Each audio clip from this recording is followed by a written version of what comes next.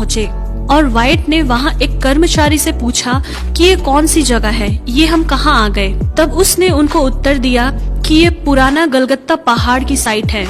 अचानक किसी दिशा पर रॉन वाइट ने अपना हाथ बढ़ाकर कहा कि ये वही स्थान है जहाँ पर यीशु मसीह को क्रूस पर चढ़ाया गया था, और वो अपने साथियों को साथ लेकर उस साइट पर आ गए। वहाँ के अधिकारियों के परमिशन के साथ उन्होंने उस साइट पर खोदने का काम स्टार्ट किया और अपने रडार में उन्हें ये पाया कि वहाँ पर लगभग 18 फुट का एक बड़ी चट्टान जमीन के नीचे पाया। वे जब खोदते गए तो उनको एक गुफा जैसा कुछ दिखाई दिया और वहाँ के कर्मचारी जो वहाँ खोदने का काम करते थे वे उस गुफा के अंदर गए और वे डर के मारे वहाँ से भागने लगे, क्योंकि उन्होंने वहाँ जो देखा वो नजारा बहुत गंभीर था। रॉन वाइट ने उन लोगों को अपने पास बुलाकर पूछा कि तुम लोग क्यों भाग रहे हो बिना पैसे लिए।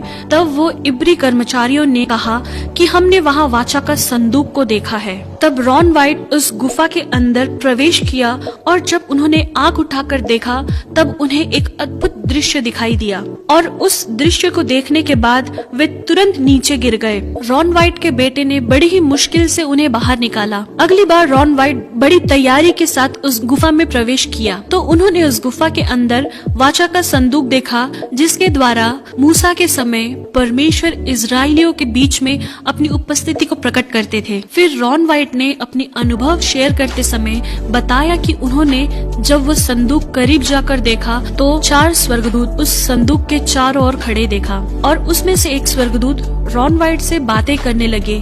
हम 4 मूसा के समय से लेकर अब तक वाचा के संदूक की रखवाली कर रहे हैं।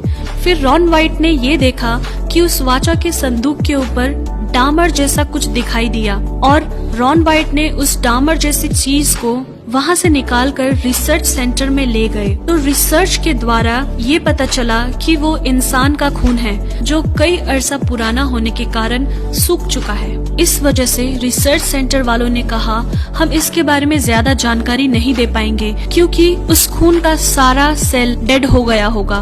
मगर रॉन वाइट जो पहले मेल नर्स भी रह चुके हैं उन लोगों से रिक्वेस्ट किया कि आप लोग कृपया इस ब्लड का DNA पता करने की कोशिश करिए। उनकी बात मानकर उस रिसर्च सेंटर वालों ने ब्लड को 24 आवर तक सॉल्यूशन में रखा और 24 घंटे के बाद उन्होंने उस ब्लड को टेस्ट के लिए डाल दिया। जब उन्होंने उस ब्लड की जांच की तो उन्हें एक आश्चर्यजनक बात पता चली और उन्होंने रॉन वाइट को बुलाकर बताया कि ये ब्लड सेल अभी तक मरा नहीं, ये ब्लड अभी भी जिंदा है। और उन्होंने उसका DNA के लिए खोज किया तो वे ये बात देखकर हैरान हो गए जैसे कि एक नॉर्मल मनुष्य के DNA में 23 पेयर्स ऑफ क्रोमोसोम होते हैं, जिनमें से 23 माता के होते हैं और 23 पिता के, मगर उस ब्लड में सिर्फ 23 ही क्रोमोसोम दिखाई दिए, जिससे रॉन वाइट को ये पता चला कि ये यीशु मसीह का खून है जो पुरुष से नहीं मगर पवित्र आत्मा से जो मरियम के कोख में पैदा हुआ। और उन्हें इस बात की पक्कीकरण करने के लिए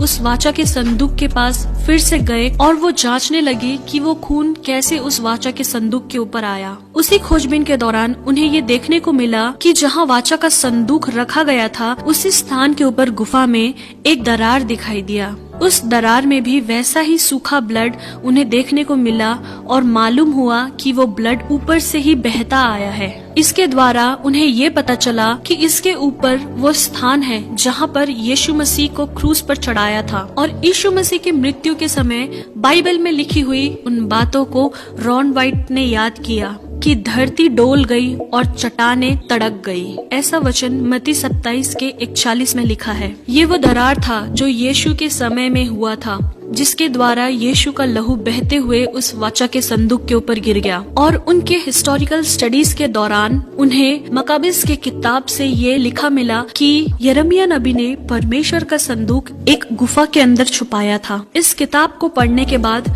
रॉन वाइट ने ये जाना कि ये पिता परमेश्वर की योजना हो सकती है कि यिर्मयाह नबी के द्वारा उस वाचा के संदूक को उसी गुफा में छुपाया हो जिस गुफा के ऊपर प्रभु यीशु मसीह को क्रूसीफाई किया था। वो यीशु मसीह का क्रूसीफाई का साइट था और जहाँ से प्रभु यीशु मसीह का खून बहकर उस वाचा के संदूक के ऊपर पड़ा। शायद ये पिता परमेश्वर की मर्जी थी अपने पुत्र का लहू उस वाचा के संदूक के ऊपर पड़े, जिस वाचा के संदूक के ऊपर पुराने नियम से हम जानते हैं कि महायाजक लोग जानवरों का खून लेकर वहाँ बलि चढ़ाते थे लोगों के पाप का क्षमा के लिए। मगर अपने पुत्र के एकमात्र बलि के द्वारा पिता परमेश्वर ने उस बहुमूल्य लहू को वाचा के संदूक के ऊपर छिड़काया, जिससे सारी मानव जाति के पापों की क्षमा का सबूत हमें मिलता है।